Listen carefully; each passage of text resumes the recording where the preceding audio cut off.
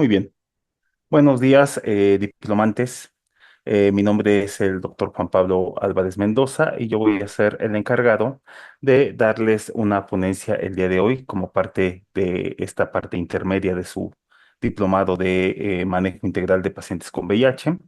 Yo soy médico internista y médico infectólogo por formación médica y actualmente trabajo en la área asistencial de VIH en el Hospital Carlos MacGregor, también conocido como el Regional número 1 en la parte sur de aquí de la Ciudad de México, la cual es una clínica que tiene pues una gran cantidad de pacientes con infección por VIH. Soy médico internista infectólogo, egresado por el Politécnico y por la UNAM, y actualmente me dedico a la actividad asistencial y también a actividades de docente en distintas universidades en la Ciudad de México. El día de hoy vamos a analizar la ponencia de riesgo cardiovascular en personas que viven con VIH y es un tema que siempre se ha mantenido en evolución a lo largo del tiempo. Por lo tanto, voy a poner algunos datos en referente a ciertas actualizaciones, es decir, datos relevantes de lo que actualmente podemos o no hacer y el conocimiento que tenemos de esta enfermedad. El objetivo como tal de la plática, pues va a ser el alcance de las enfermedades cardiovasculares en el paciente que tiene VIH. Vamos a entender algunos de los mecanismos de enfermedad cardiovascular y los factores de riesgo, así como entender un poco mejor la inflamación que nos lleva a esta situación de enfermedad cardiovascular y vamos a hablar sobre la prevención y el tratamiento de estas estrategias. Partiendo de la epidemiología y de la fisiopatología, sabemos que actualmente el VIH es una enfermedad que es crónica. Actualmente sabemos que afecta a más de 30 millones a nivel mundial y por lo tanto tenemos pacientes que han estado envejeciendo con nosotros y van a tener un riesgo de enfermedad cardiovascular.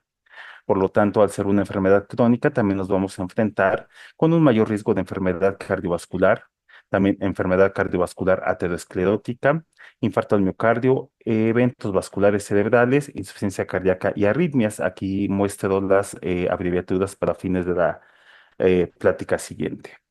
Se estima, y la importancia de esta enfermedad es que para el año 2030, por lo menos un 78% de nuestros pacientes van a tener alguna manifestación clínica relacionada con la enfermedad cardiovascular. Esto derivado principalmente de que se ha aumentado la esperanza de vida de este tipo de pacientes. Sabemos que existen factores de riesgo y que la enfermedad cardiovascular es multifactorial. Sabemos que es la suma como tal de distintos factores. En este caso son distintos factores como pueden ser los tradicionales, los relacionados al tratamiento retroviral, los propiamente relacionados al VIH y otros. Podemos en este momento, ya después de prácticamente más de 30, 40 años de la pandemia por VIH, pues asegurar que la aparición de esta enfermedad cardiovascular es la suma de distintos factores. El propio VIH, aun cuando esté suprimido, es un detonador de inflamación crónica. Le agregamos el envejecimiento fisiológico, los factores tradicionales, el componente familiar, una inflamación crónica que se acelera en los últimos años de la vida y efectos secundarios de la terapia retroviral. Todo esto en su momento, y lo vamos a precisar en la fisiopatología, conduce a una lesión endotelial, coagulación disfuncional y dislipidemia como eventos potenciadores de enfermedad. Sabemos que nuestros pacientes pueden tener un alto porcentaje de hipertensión o desarrollo de tabaquismo, diabetes, síndrome metabólico, dislipidemia a lo largo del tiempo. La raza es una situación que, pues, desafortunadamente no nos ayuda. Como población mexicana tenemos mayor riesgo. El propio tratamiento retroviral también se ha relacionado con potenciar la resistencia a la insulina, posiblemente hipertensión, el desarrollo de diabetes, dislipidemia y síndrome metabólico. Es decir, pues prácticamente tenemos un escenario que nos da como resultado el riesgo incrementado de enfermedad cardiovascular. Podemos ver que la estadística nos comenta que esta corte Atena, que es una corte que se da en los Países Bajos, ha demostrado que actualmente, por lo menos para ese país, la esperanza de vida promedio, digamos, es decir, la edad promedio que tienen sus pacientes con VIH para el año 2010 es de 43 años y será de 56 años para el año 2030. Y de aquí se estima que para ese año, por lo menos el 78% ya habrá tenido un diagnóstico de enfermedad cardiovascular. Sabemos que la aterosclerosis es una enfermedad inflamatoria crónica por una activación anormal del endotelio, reclutamiento de distintas células inflamatorias, no solamente linfocitos, neutrófilos, monocitos, macrófagos, que potencian la expresión de ciertas citocinas y quimosinas. Y sabemos que esta alteración en el VIH, que son los linfocitos T, CD4 y CD8, son impulsores de la inflamación del tejido íntimo y de que los macrófagos se encuentren persistentemente activados, lo que da como resultado el desarrollo de las células espumosas, que sabemos que es el componente histopatológico de la placa ateromatosa que condiciona a la enfermedad cardiovascular, y de la fagocitosis de las LDL oxidadas y otros lípidos proaterogénicos. La enfermedad por VIH se asocia de manera general, con más del doble de incidencia de enfermedades cardiovasculares, con un riesgo relativo de 2.1. Se calcula 62 por cada 100.000 personas año, en comparación con las personas que no tienen la enfermedad, siendo el infarto agudo del miocardio la presentación más común de esta enfermedad cardiovascular, donde en personas jóvenes alcanza 0.27 por cada 1.000 personas al año, pero ya en personas por arriba de los 70 años o cercanas a esta edad, la incidencia alcanza hasta 16.9 por cada 1.000 personas año en las personas mayores de 70 años. Si bien esta es una imagen muy básica que simplemente nos dice que es la combinación del VIH, la terapia retroviral, la tormenta de citocinas y la aterosclerosis, inclusive actualmente se está poniendo en juego lo que es la cuestión de la glándula suprarrenal principalmente, y también la toxicidad mitocondrial asociada o no a los medicamentos como uno de los potenciadores extras que en un futuro van a tener alguna importancia en referente a esta enfermedad cardiovascular. Aquí podemos ver ya desde el año 2015 y algunas otras referencias, donde podemos ver que este riesgo incrementado de infarto agudo del miocardio, pues se presenta en todos los pacientes. Sabemos que en pacientes de la gráfica de color azul, que son pacientes infectados por el VIH, pues alcanza pues una mayor probabilidad para esa misma edad comparado con personas que no tienen VIH. Y podemos ver que cuando el paciente va acumulando a lo largo del tiempo distintos factores de riesgo, ¿sí? Los cuales se encuentran pues no controlados, pues el paciente incrementa su posibilidad de tener esta enfermedad cardiovascular comparado con aquellas personas que no tienen VIH y que pueden tener factores de riesgo pues un poco más controlados. Aquí podemos ver igual la misma situación.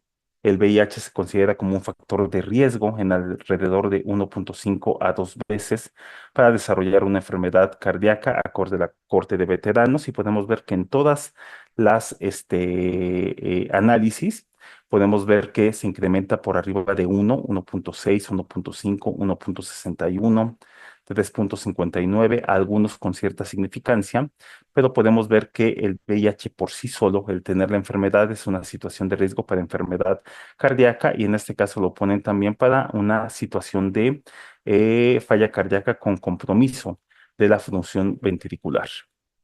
Sabemos que histopatológicamente, pues esta enfermedad cardiovascular va más allá de estos conceptos básicos, pero la enfermedad arterial coronaria, pues es un evento local donde hay una rotura de placa, erosión y vasculopatía. Y ya sabemos que la insuficiencia cardíaca, pues va a ser a lo largo del tiempo un evento global sobre el corazón, sobre todo porque se da una respuesta desadaptativa a la lesión, una disfunción microvascular, infiltrados inflamatorios miocárdicos, que conllevan a una disfunción sistólica y diastólica con la génesis de la falla cardíaca. Y la arritmia pues va a tener una explicación sobre la remodelación tanto eléctrica como estructural del corazón afectado. Se sabe que hay un papel central de la inflamación y la activación de la inmunidad innata, sobre todo respuestas inmunes adaptativas en la patogénesis de enfermedad cardiovascular. Se sabe que el principal problema es la trombosis acelerado, la cual ya ha sido estudiada a lo largo de las últimas décadas, y ya en el VIH tenemos pues cierta información relevante. Cuando nosotros estamos frente a un paciente que tiene la infección, sabemos que de manera temprana pues se establecen reservorios. Y en este caso el VIH, cuando es secuestrado dentro de los macrófagos, mantiene una activación de la respuesta innata que conduce a la secreción de distintas citocinas de tipo interleucina 6, factor de necrosis tumoral, lo cual facilita la expresión de moléculas de adhesión en la superficie endotelial, y a su vez mantiene un reclutamiento de células CD4 positivas, CD8 positivas, que contribuyen al desarrollo del ateroma. Recientemente se ha visto la expresión molecular de una proteína de especial importancia para los cardiólogos, que es el NLRP3, la cual aumenta la expresión de interleucina 1B, la cual también se ha visto que es una potente interleucina relacionada con la ateromatosis. Se ha relacionado también la elevación persistente de distintos marcadores, porque se ha visto que los pacientes con enfermedad cardiovascular mantienen persistentemente elevados, aun cuando estén asintomáticos, altos niveles de proteína C reactiva e interleucina 6.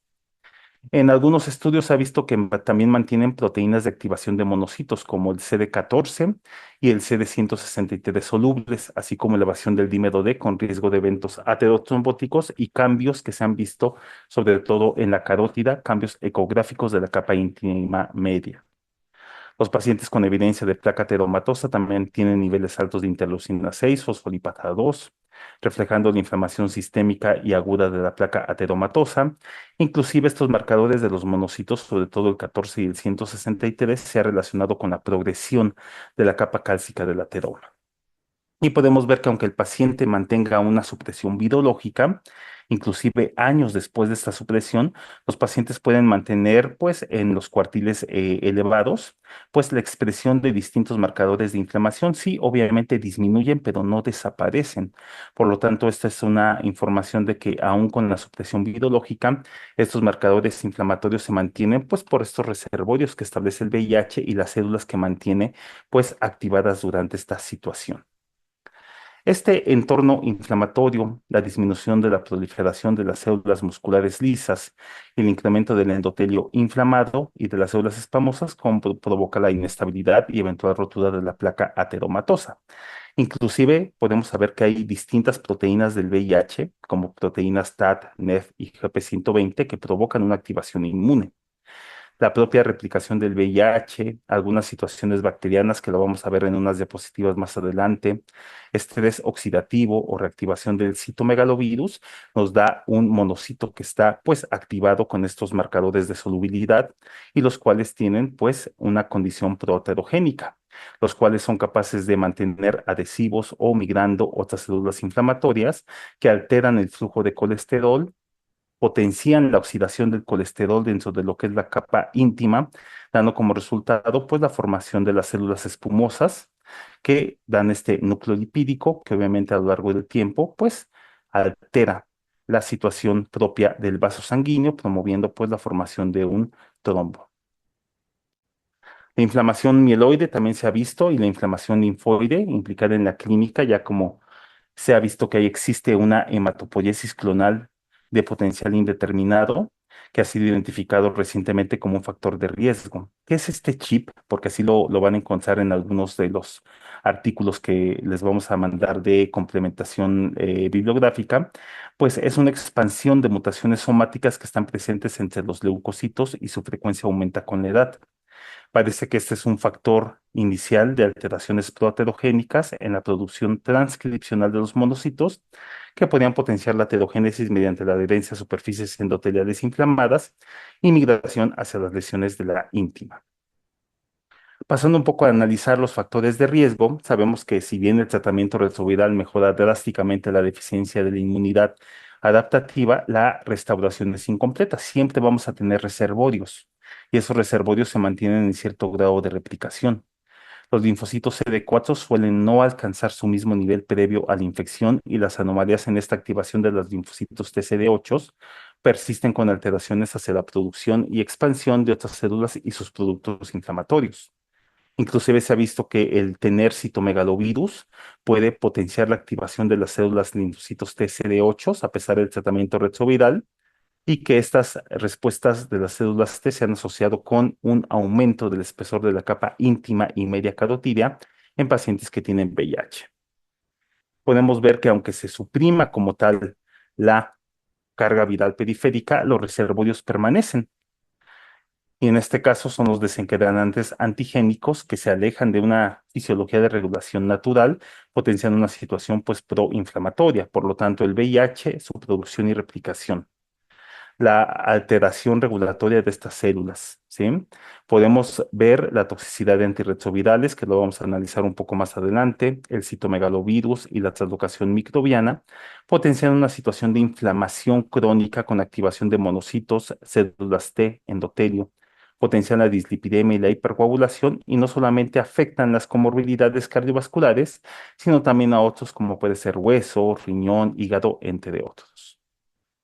Las proteínas del VIH persisten en la circulación y dentro del tejido adiposo a pesar de la supresión viral. El VIH también se ha visto que induce una fibrosis del tejido adiposo subcutáneo y una disfunción metabólica que conduce a la redistribución ectópica de la grasa visceral y potencia la resistencia a la insulina. Las cargas virales cuando tenemos al paciente sin tratamiento se asocian de forma independiente con niveles bajos de LDL y niveles elevados de lipoproteínas de muy baja densidad y triglicéridos, mientras que la insulina también se ha visto que se relaciona con CD4 persistentemente bajos. Es decir, se crea un círculo vicioso donde al final el paciente mantiene resistencia a la insulina y factores de riesgo proaterogénicos sobre las lipoproteínas. Algunos estudios japoneses han observado que a mayor control de CD4, mayor la posibilidad de recuperar niveles de lipoproteínas de alta densidad. Y sabemos que el sexo es una situación importante, ya que existen tasas más altas de enfermedades cardiovasculares e infartos en mujeres con VIH. Se asume que hay una mayor inflamación en comparación con los hombres. Y en hombres que tienen VIH se asocia con niveles más bajos de LDL y HDL que comparados con las mujeres antes del inicio retroviral. Esto vamos a ver que tiene una posible explicación por la grasa a nivel de lo que son las mujeres.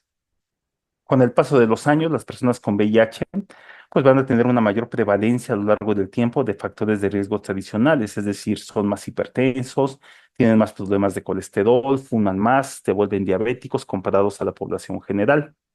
Se ha visto que la hipertensión puede tener una prevalencia que va del 4 hasta el 73,4% en personas que viven con VIH, lo cual altera por esta situación de la presión elevada sobre los vasos sanguíneos la función e integridad del endotelio. También se asocia a una desregulación del sistema renina-angiotensina y la enfermedad renal crónica en contexto de enfermedad con VIH se asocia con este riesgo de por sí ya innato de enfermedad cardiovascular y disfunción diastólica. De igual manera, la dislipidemia se estima del 39 hasta el 73%. Esto es por un aumento de la lipólisis basal y de la lipogénesis y la disminución de la capacidad de la insulina para suprimir la lipólisis en los adipocitos. Y podemos ver que muchos de nuestros pacientes han estado expuestos a viejos antirretrovirales que pueden haber ya causado lipodistrofia y esta situación también se asocia a quienes lo hayan experimentado con dislipidemia, sobre todo expensas de hipertrigliceridemia, HDL persistentemente reducido, aumento de la resistencia a la insulina y diabetes mellitus. Inclusive se ha postulado al propio tejido adiposo como un reservorio del VIH, ya que dentro de estas células grasas pueden existir CD4 receptores CD4 o macrófagos infectados en su interior. Sabemos que el tabaquismo es una situación muy frecuente en las personas con VIH, inclusive hasta el 67% fuman en valores mucho más elevados que la población general y esto conlleva un riesgo cardiovascular, así como también hay uso de otras drogas ilícitas como heroína, marihuana, cocaína y metanfetamina, conocidas de arritmias y aterosclerosis coronaria. Y podemos ver aquí que el tabaquismo pues es una situación que siempre va de riesgo, ya que tenemos identificado que por lo menos en el paciente con VIH pues nos puede asociar a una atrofia cerebral, datos de neuroinflamación, datos de disminución de la eficiencia neuronal y la conectividad. Nos aumenta la posibilidad de síntomas psicopatológicos, de impulsividad, disminuye el rendimiento cognitivo y aumenta la inflamación. De tal manera que también podemos ver que el propio tabaquismo parece que altera esta situación proinflamatoria, por lo menos en algunos ensayos en animales, se ha visto que este tabaco pues, nos puede pues, alterar distintas vías de neuroinflamación y mantener también él de manera persistentemente elevada interleucina 1, interleucina 6 y factor de necrosis tumoral. Por lo tanto, es importantísimo que dentro de nuestras recomendaciones hagamos que nuestros pacientes pues, puedan disminuir el consumo de tabaco. El VIH también sabemos que afecta el sistema linfático a nivel gastrointestinal. Causa atrofia de las vellosidades, hiperplasia de las criptas y crecimiento excesivo de bacterias. Eso es lo que se llama translocación bacteriana o microbiana. Podemos ver que en un lumen íntegro en personas que no tienen VIH, pues el CD4 va a estar pues tranquilo, pero en aquellos pacientes que tienen pues algún grado de inmunocompromiso, pues se altera atrofia de las vellosidades, haciendo que alteren su capacidad de filtración de las bacterias del lumen hacia lo que es la lámina propia, y por lo tanto pueden pasar distintos productos microbianos. El agotamiento, en este caso, de los CD4 por el el VIH en las células T de la mucosa intestinal dañan este revestimiento, aumentando su permeabilidad a la translocación microbiana y sus productos. Y esta translocación microbiana promueve que todos estos productos que puedan tener las bacterias se filtren a través del revestimiento intestinal alterado, alcanzando la circulación portal en su camino hacia el hígado. Y todos estos productos, o propiamente las bacterias que alcanzan la circulación portal, pues elevan el estímulo inflamatorio crónico.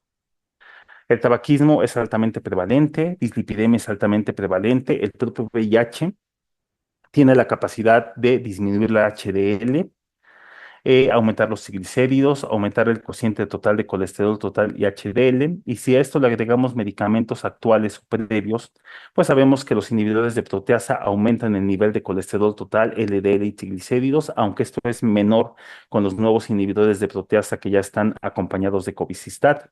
Los medicamentos no nucleósidos es variable, aunque puede llegar a tener aumento de los niveles de colesterol total, LDL y triglicéridos. Esto era especialmente importante para nevirapina y algo de efavirenz.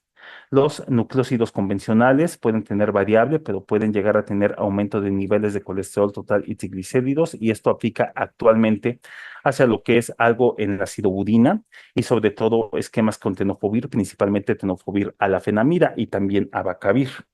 Inhibidores de la fusión, antagonistas de CCR5, hay datos limitados, y los INSTIs que actualmente dominan el tratamiento retroviral junto con TAF, pues sabemos que hay aumento de peso, posible riesgo de hipertensión y alteración metabólica secundaria. Podemos ver que el propio VIH tiene la capacidad de infectar a los cardiomiocitos de manera temprana. Esto era lo que causaba pues la miocardiopatía relacionada al VIH avanzado en los años 80 o 90, porque el propio VIH era infectado por los cardiomiocitos y daba una miocardiopatía dilatada. También algunas otras terapias como el abacavir, lopinavir, ritonavir en entornos de bajos ingresos demostraron que muchos de estos pacientes tenían una presentación que pudiera llegar a concluirse con efectos perjudiciales para la salud cardiovascular, es decir, tenían una mayor predisposición a glucosa alterada, alteración aguda del metabolismo de los lípidos, toxicidad mitocondrial y miopatía cardíaca posterior con alteración de la función ventricular. Los tratamientos retrovirales basados en IPs, no nucleósidos y nucleósidos empeoran o pueden empeorar los parámetros lipídicos, triglicéridos y LDL. Los IPs, aparte, pueden potenciar resistencia a la insulina y lipodistrofia, lo cual conlleva un mayor riesgo de infarto al miocardio. El uso de abacavir se asocia con un aumento de riesgo de infartos al miocardio. En algunos estudios de investigación científica se ha visto que tiene potencial de disfunción endotelial, inflamación vascular, reactividad plaquetaria. Y si bien hay algunos artículos que comentan que sí está relacionado y otros que comentan que no, pues ya por lo menos la evidencia acumulada de años atrás, por lo menos para las guías de la IAS, sugieren evitar el uso de abacavir en personas con riesgo conocido o alto de padecer enfermedad cardiovascular. Los no nucleósidos, efavirenz, aumenta LDL y triglicéridos, y los instis como dolutegravir, raltegravir, elvitegravir y CCR5 impresionan que van a tener una mejoría o parámetros lipídicos más favorables, pero se relacionan con la ganancia de peso. El aumento de peso después del inicio del tratamiento retroviral se ha catalogado como un evento posiblemente adverso y también una situación de reflejo del entorno de retorno a la salud, ya que se ha visto que al suprimirse el virus se disminuye este estado catabólico. La ganancia de peso tiene datos fluctuantes, es decir, no todos los pacientes suben de peso. Tiene que ver con la raza, sexo, como se ha visto en cortes de mujeres de raza afroamericana, entorno del país, es decir, las condiciones en las cuales se da esta ganancia de peso, es decir, no son exclusivas del VIH ni del tratamiento retroviral, es una situación de factores combinados, lo que se ha visto relacionado con el desarrollo de diabetes y enfermedad cardiovascular. Y si bien existe evidencia científica, la cual todavía sigue siendo debatible, de si esta ganancia de peso por los ISTINs están relacionados o no como un factor agregado a enfermedad cardiovascular, tenemos algunos estudios como el RESPOND o la Corte Suiza que nos dan esta situación de debate entre si los pacientes han relacionado pues esta situación de desarrollo de hipertensión o de enfermedad cardiovascular o no lo hacen y se le puede atribuir a una situación más pues multifactorial. Aquí podemos ver algunas tablas de los medicamentos conocidos para VIH, en los cuales podemos ver que, pues, abacavir sería uno de los medicamentos que aumenta el riesgo de enfermedad cardiovascular, sobre todo dentro del primer año de uso, en personas que pudieran tener este factor de riesgo y se relaciona, pues, a inflamación vascular. De ahí, tenofovir, aumento del riesgo de falla cardíaca. El cambio, perdón, de tenofovir disoproxil fumarato a una combinación con alafenamida se ha relacionado con aumento de lípidos y de peso corporal, así como en algunos han visto que tenofovir alafenamida puede aumentar el riesgo de resistencia a la insulina.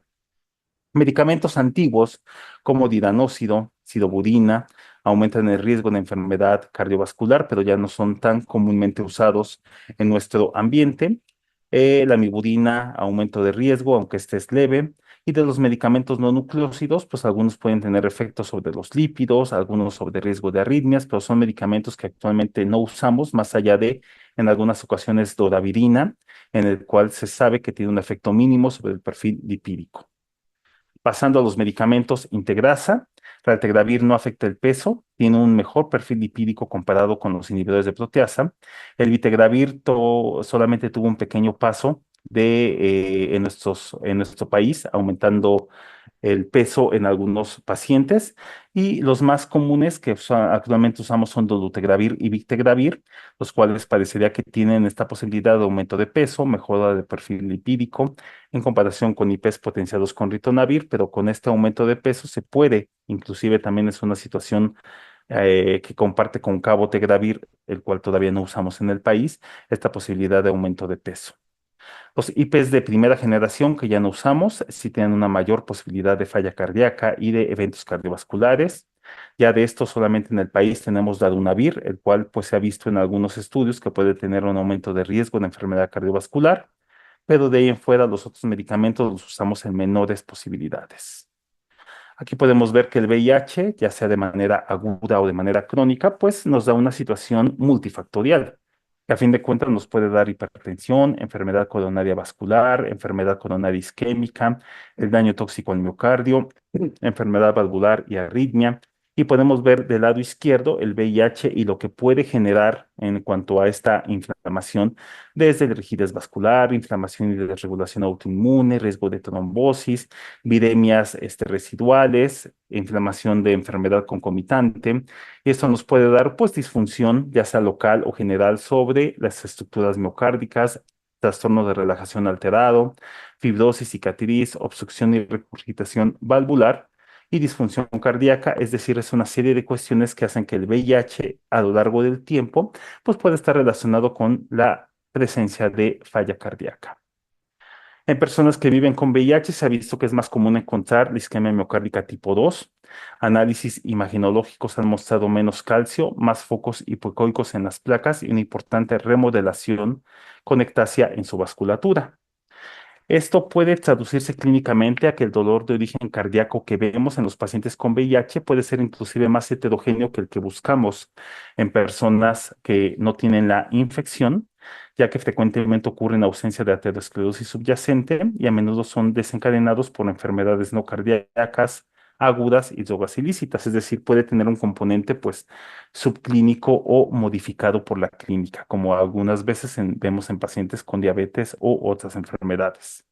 Se estima que más del 50% de las isquemias coronarias en personas que viven con VIH es por un infarto del miocardio tipo 2. Y referente a la falla cardíaca, pues sabemos que se ha visto que el conteo bajo de CD4 promueve una disfunción sistólica con compromiso de la fracción de eyección y se ha postulado que este factor soluble 163 de los monocitos promueve una fibrosis miocárdica y eventualmente una remodelación del corazón.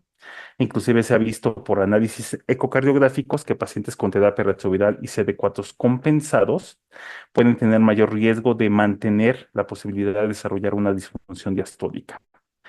Vamos a ver que esto es de cardiólogos, digamos. hay datos de cardiología, pero el propio VIH, los factores de riesgo y distintas coinfecciones, pues nos dan una lesión miocárdica que van desde distintos datos de inflamación con necrosis microscópica, pérdida de miofibrillas o necrosis macrofocal. El corazón intenta compensar con la clásica hipertrofia, respuestas neuromodales, actividad del sistema renina-angiotensina-aldosterona, por medio del péptido natriurético cerebral, a nivel también endotelial con vasoconstricción y regulación positiva de citocinas, y nos da pues una disfunción diastólica, con riesgo de arritmia y muerte y súbita cardíaca. En el caso de personas que tienen también disfunción no con falla cardíaca con fracción de eyección reducida, sino aquellos que tienen conservada la fracción de eyección, viene lo mismo, las propias coinfecciones que pueden existir, la depresión inmunológica con activación inmune y la toxicidad del tratamiento retroviral, las comorbilidades propias. Y entonces ya empezamos a tener pues radicales libres, lesión endotelial, disminución del óxido nítrico, menor respuesta a citocinas, activación de monocitos, daño tisular, que de igual manera nos da de manera inicial la compensación de la hipertrofia excéntrica, de hipertrofia de los miocitos, con rigidez, fibrosis y esteatosis miocárdica.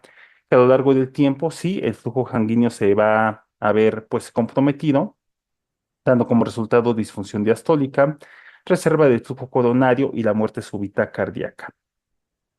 Esta información es reciente y sabemos que las características todavía están por validarse como causales de la falla cardíaca, pero de igual manera tenemos que es una situación múltiple que incluye lesión endotelial asociada al virus, disfunción microvascular, la inflamación sistémica y la disfunción de monocitos y macrófagos que potencian un estado proinflamatorio.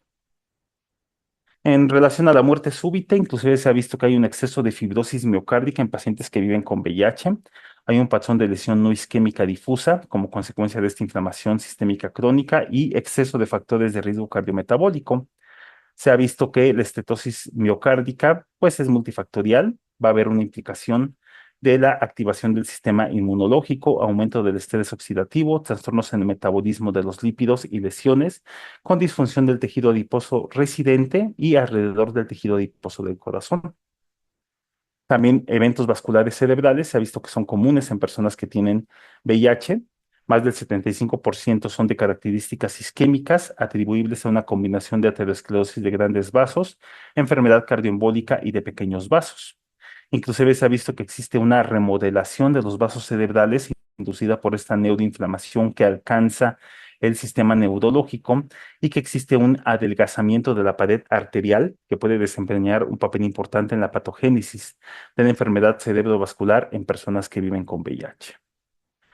Pasando ya prácticamente a la parte final, tenemos que, pues obviamente, entender que existe un mayor riesgo de enfermedad cardiovascular en las personas que viven con VIH y por lo tanto la evaluación ya debe de ser implementada de manera rutinaria en todos los individuos. No existe como tal un consenso científico sobre qué herramienta es la más precisa para evaluar el riesgo cardiovascular y hay algoritmos que presentan ventajas y desventajas. Las herramientas de cálculo de riesgo pues, son derivados de, en la mayoría de las veces, sociedades cardiológicas que si bien analizan alguna de sus poblaciones con infección por VIH, se considera que pueden llegar a tener una subestimación del riesgo real. Porque es importante que siempre estimemos el porcentaje de riesgo cardiovascular, ya que nos ayuda a identificar el riesgo absoluto y el impacto de un mayor beneficio de los medicamentos en reducir las enfermedades cardiovasculares. Ejemplo, un hombre de 55 años con un riesgo del 3% por una calculadora que vamos a ver que es el ASCVD a 10 años, traduce que solamente tiene uno de 100 de que la intervención terapéutica prevenga la enfermedad cardiovascular. Pero si ya captamos a este mismo paciente con un 30% de riesgo cardiovascular a 10 años, quiere decir que nuestra intervención va a ser una posibilidad de 1 en 10 de prevenir la enfermedad cardiovascular. Se recomienda por los colegios americanos que se debe de evaluar de manera anual en hombres por arriba de 40 y mujeres arriba de 50 años, ya sea con Framingham o con DATA. Para personal con VIH sin historia de otra comorbilidad cardiovascular. Y aquellos que tengan por lo menos un riesgo a 10 años del 10%, se debería de modificar el tratamiento retroviral, evitando regímenes que contengan nucleósidos antiguos como sidobudina, abacavir y o posiblemente otros medicamentos que puedan potenciar algún factor de riesgo cardiovascular. ¿Cuáles son nuestras metas? Para personas de alto riesgo, normalmente el objetivo de la LDL es menor de 70, pero si es una persona que tenga aparte elevación de triglicéridos o que de antemano tenga una LDL por arriba de 190, una TA de 180 100, hipercolesterolemia conocida familiar, diabetes mellitus, un compromiso de la tasa de filtrado molecular, el valor de corte ya se establece hasta 55, ¿sí? Como los LDL que vamos a hacer necesarios pues compensar. En la evaluación, pues tenemos puntuaciones clínicas como el DAT, ¿sí? Tenemos para la población general, tenemos el ASCVD, tenemos los scores, tenemos la puntuación de riesgo SMART y Advanced.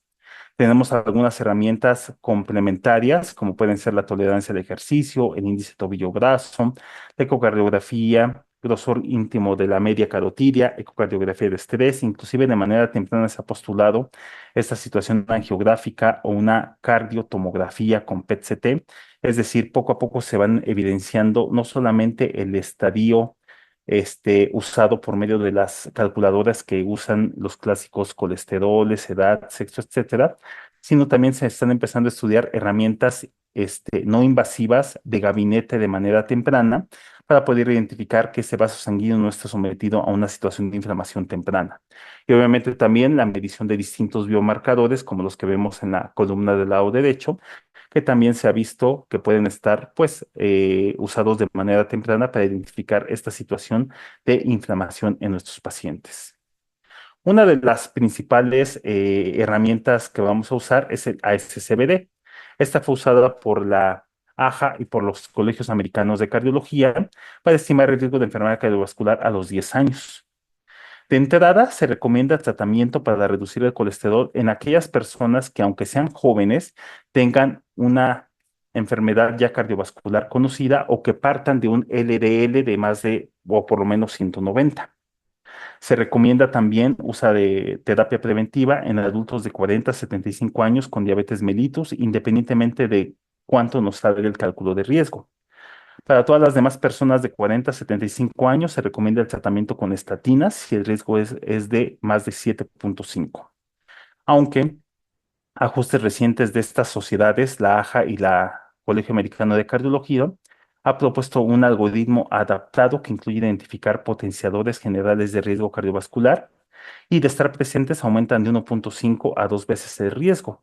¿Cuáles son estos? Podemos ver que aquellos de la izquierda son los relacionados al VIH, una epidemia prolongada o un retraso en el inicio del tratamiento retroviral, que mantengan CD4 por debajo de 350, que exista falla al tratamiento, pobre adherencia y que el paciente tenga coinfecciones con hepatitis C, síndrome metabólico, lipodistrofia o enfermedad hepática esteatóxica.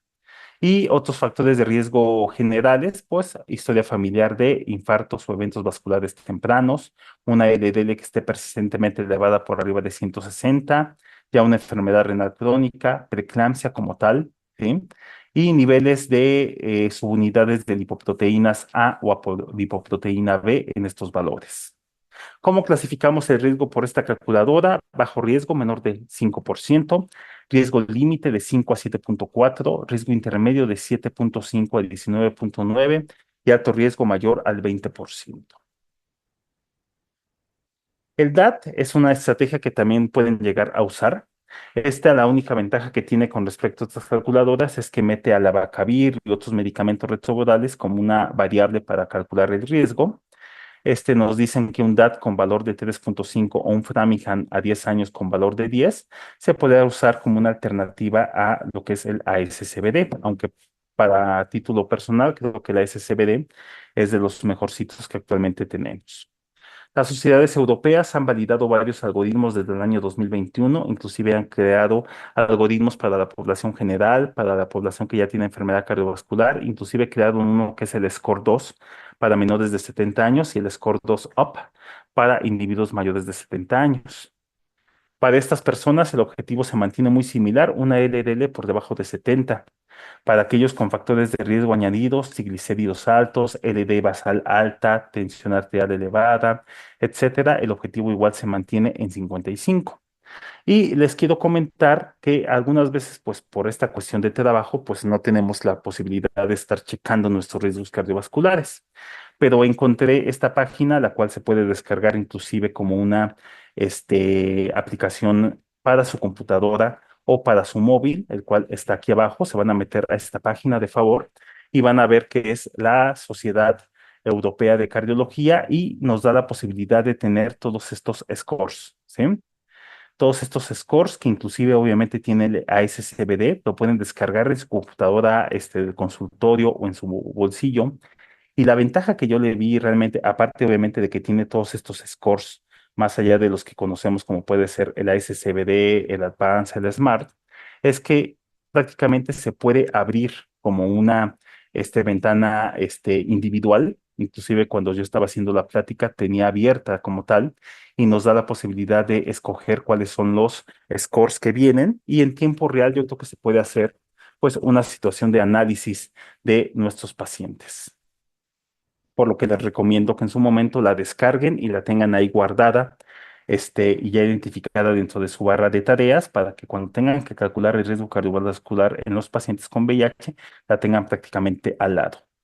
La prevención de la enfermedad cardiovascular entre las personas que viven con VIH, pues inicia con un tratamiento retroviral eficaz, promoviendo la salud cardiovascular en las personas que tienen este riesgo de contraer la enfermedad, así como el PrEP. Investigaciones sólidas de 2 años a la fecha respaldan ya el uso de estatinas para prevenir la enfermedad cardiovascular entre las personas que viven con VIH. Y la más relevante que ha dado obviamente estos cambios ha sido el estudio REPRIEVE. El estudio REPRIEVE es un estudio aleatorizado para valorar a los pacientes, determinar si el uso de estatinas previene eventos de enfermedad cardiovascular en personas con infección por VIH. Se hizo análisis de 100 centros clínicos en 12 países entre el 2015 y el 2019. Y el estudio se detuvo en marzo del 2023 después de un promedio de seguimiento de 5 años. Eran personas que recibían tratamiento antirretroviral con riesgo de enfermedad cardiovascular. A algunos se les dio placebo con sapitavastatina y se analizaron a lo largo del tiempo pues, eventos cardiovasculares importantes, desde menores hasta mayores. Los mayores como ataque cardíaco, accidente cerebrovascular y obviamente la muerte. Se analizaron pues los predictores de estos efectos de las estatinas, biomarcadores inflamatorios, inmunitarios y metabólicos y la seguridad de los medicamentos. Aquí están las características de los pacientes. La mayoría eran pacientes jóvenes, en una mediana de edad de 50 años, con una representación del 30% del género femenino y la mayoría eran de raza negra o afroamericana. Podemos ver que los pacientes pues tenían pues colesteroles iniciales de 108, 109, que es lo que vemos normalmente con nuestros pacientes, una puntuación pues limítrofe prácticamente normal para lo que es el ASCVD y recuentos de células CD4 pues compensados, ¿sí? La mayoría inclusive podemos ver que empezaban inclusive por arriba de 400, la mayoría en estado de indetectabilidad. Podemos ver la puntuación de riesgo que tenían aquí y podemos ver que a estos pacientes se les dio placebo con sapitavastatina y a lo largo del seguimiento se vio que la incidencia de enfermedad vascular general era de 4.8 contra 7.32 por cada 1.000 personas año. La incidencia de un evento cardiovascular a importante o muerte por cualquier causa fue de 9.18 contra 11.63 y los niveles de LDL con una disminución de una mediana de 107 a 74 con la pitavastatina y de una mediana de 106 a 105 a los 12 meses. Es decir, hubo una mejoría de la incidencia de enfermedad cardiovascular, de estos eventos adversos cardiovasculares y una disminución de lo que es el componente de las LDL. Podemos ver que efecto grave no mortal de 4.16, 4.13. La interrupción por estatina fue muy similar tanto en el grupo control contra el grupo placebo. Hubo una mayor tasa de diabetes mellitus en el grupo de la pitavastatina y en el grupo de pitavastatina hubo una mayor frecuencia de mialgias y homeopatías, pero que no generaron grandes cantidades de tratamiento. Y podemos ver aquí, pues entre pitavastatina y placebo, pues hubo una disminución que en su momento se considera hasta del 35% de posibilidad. ¿Qué es lo que nos dijo el REPRIP? Que estas asociaciones británicas ya recomiendan que todas las personas con VIH mayores de 40 años se les debe de ofrecer estatinas Los lineamientos americanos recomiendan bajo este estudio que al menos estatinas de intensidad moderada se deben de dar para todas las personas que viven con VIH entre 40 y 75 años de edad y aquellos que tengan un riesgo estimado del 5 al 20% por SCBD con 4 miligramos de pitavastatina o su equivalente pudiera ser 10 miligramos de rosuvastatina o 20 miligramos de atorvastatina. Aunque para fines ya de la práctica clínica sabemos que con los medicamentos inhibidores de integrasa, tanto pitavastatina, rosuvastatina y atorvastatina, se pueden llevar inclusive a una dosis mayor. Y para aquellos con un riesgo previsto inferior al 5%, un enfoque individualizado sobre dieta y ejercicio. Aquí podemos ver que primero es optimizar el estilo de vida, particularmente el cese del tabaquismo, cada año evaluar el riesgo, considerar un enfoque de alto riesgo si la discusión entre el paciente y el clínico determina que el beneficio potencial es mayor que el riesgo, y los enfoques de alto riesgo pues, son aquellos pacientes que ya necesitan una valoración por un cardiólogo, aparte obviamente del uso de estatina, la optimización del estilo de vida, el cese del tabaquismo y podemos ver que la terapia farmacológica, en el caso para los inhibidores de integrasa, se puede llevar hasta atorvastatina a 80 miligramos, rosuvastatina a 40 miligramos, pitavastatina hasta 4 miligramos y en el caso de los inhibidores de proteasa, la atorvastatina como dosis máxima hasta 40 miligramos, rosuvastatina entre 10 a 20 y la pitavastatina, aún con inhibidor de proteasa, se puede llevar a una dosis normal hasta de 4 miligramos. Sabemos que debemos de comenzar lentamente las estatinas, ¿sí? Irlas subiendo de una manera gradual y valorar obviamente la situación de mialgias o debilidad muscular que nos ayude a o que nos oriente a disminuir la dosis o suspenderla. ¿Qué otros medicamentos se han visto que pudieran o no usarse en este contexto? Aspirina. La aspirina no afectó los marcadores de activación inmunitaria, es decir, no hace daño, pero tampoco tiene un efecto benéfico sobre la función endotelial en personas que viven con VIH. Clopidogrel.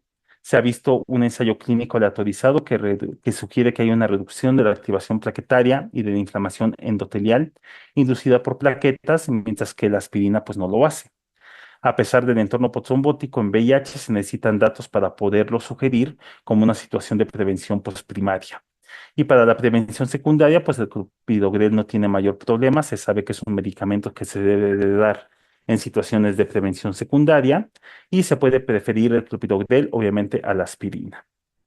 Medicamentos de anticuerpos monoclonales, en este caso evolocumab, son medicamentos que inhiben el PCSK9, es decir, hay una reducción directa y sustancial del colesterol por medio de un uso de anticuerpo monoclonal y de los eventos que conlleva la enfermedad cardiovascular. Datos limitados en VIH por medio de este estudio, pues nos muestran una reducción del LDL colesterol del 56,9%, así como una reducción de lipoproteína A y de apolipoproteína B. Otros que aquí en México yo no lo encontré, el ácido bempedoico es una alternativa a las estatinas menos potente por determinar si en el VIH pues puede tener una ayuda. Es un inhibidor de la adenosín-trifosfato citrata liasa que reduce el colesterol de baja densidad mediante la inhibición de síntesis del colesterol en el hígado. Otras estrategias en investigación, biológicos, antiinterleucina 1B, canakinumab. Hay un estudio que se llama CANTOS, o tocilizumab, que es un antiinterleucina 6. Otro como puede ser letermovir, que es una terapia anticitomegalovirus en el estudio EDICIT, que es un estudio para valorar si esta terapia o esta supresión crónica, aún en pacientes asintomáticos con VIH y citomegalovirus, pues tiene algún efecto sobre la inflamación crónica y otros resultados. Y también se ha visto también, pues, algunos estudios usando metotrexate, colchicina, eplerenona, agonistas de la GLP-1, como los que vimos en el IAS de este año, que sí hacen disminuir de peso, pero todavía no tienen, pues, la información o evidencia necesaria para asegurar una disminución del riesgo cardiovascular, sevelamer y rifaximina para alteraciones sobre la translocación microbiana. De tal manera que ya podemos ver aquí las últimas diapositivas, sobre todo conclusiones. Sabemos que las personas viven con VIH tienen un riesgo elevado de enfermedad aterosclerótica, trombosis, disfunción cardíaca, insuficiencia cardíaca y que existe una inflamación crónica y la activación inmune a pesar de mantener un tratamiento retroviral eficaz. Por lo tanto, aunque hagamos nuestro trabajo principal o nuestro outcome primario o nuestra meta principal, que es suprimir y mejorar los CD4, se mantiene esta situación de patogénesis de la enfermedad cardiovascular. Nuevos datos sugieren que las estatinas pueden ser particularmente efectivas en la reducción de riesgo de enfermedad cardiovascular en las personas que viven con VIH. Un umbral más bajo, pues se debe de considerar y probablemente lo vayamos a ver a lo largo del tiempo para considerar la prescripción de estatinas preventivas y todavía no sabemos cuál es la mejor manera de prevenir o tratar la enfermedad cardiovascular. Si bien se han asociado pues medicamentos preventivos secundarios, primarios, sabemos que pues hay que reducir la carga de factores de riesgo, hay que intervenir sobre el estilo de vida, sobre los medicamentos que usemos, sobre las enfermedades que desarrollan los pacientes, como una situación, pues, para un buen comienzo para prevenir las enfermedades cardiovasculares. Y aquí podemos ver, y estas se las voy a dejar para revisión en casa, podemos ver que hay distintos algoritmos donde no solamente es el VIH, la propia replicación y las alteraciones que conllevan, pues nos dan una situación de distintos variables desde activación inmunológica, endotelial, inflamación, es decir, todo eso nos da la posibilidad para desarrollar pues una muerte súbita o una enfermedad cardiovascular y de igual manera acá lo podemos ver. Sabemos que el VIH pues nos da una situación que a lo largo del tiempo nos da la enfermedad cardiovascular. De tal manera que ya con estas dos diapositivas y todavía en tiempo, doy por terminada la plática. Inclusive también se están investigando pues betabloqueadores, inhibidores de la YECA por esta situación de actividad sobre el sistema renina-angiotensina-aldosterona. Es decir, a lo largo del tiempo vamos a empezar a ver no solamente la aparición de la pitavastatina, probablemente medicamentos moduladores de la glucosa, uso temprano de beta bloqueo, uso temprano de análogos de la aldosterona, es decir, vamos a tener distintos medicamentos que a lo largo del tiempo, pues se van a ir testeando de una manera más adecuada y rutinaria y específicamente en poblaciones que tengan VIH para poder ahora sí empezar a crear este escenario de qué es lo que necesitamos farmacológico y no farmacológico para poder prevenir y en su momento tratar las enfermedades cardiovasculares que son mucho más comunes e incidentes en la población que tiene VIH, a pesar de que nuestros pacientes estén indetectables, suprimidos virológicamente y con el mejor tratamiento retroviral que tengamos hasta el momento. Con esto, les doy gracias por su atención y dentro de las actividades complementarias, pues se enviará lo que es la bibliografía para que la lean y se usó para esta plática, así como algunas preguntas, para fines de retroalimentación de lo que es este módulo. Y con esto les doy gracias por su atención.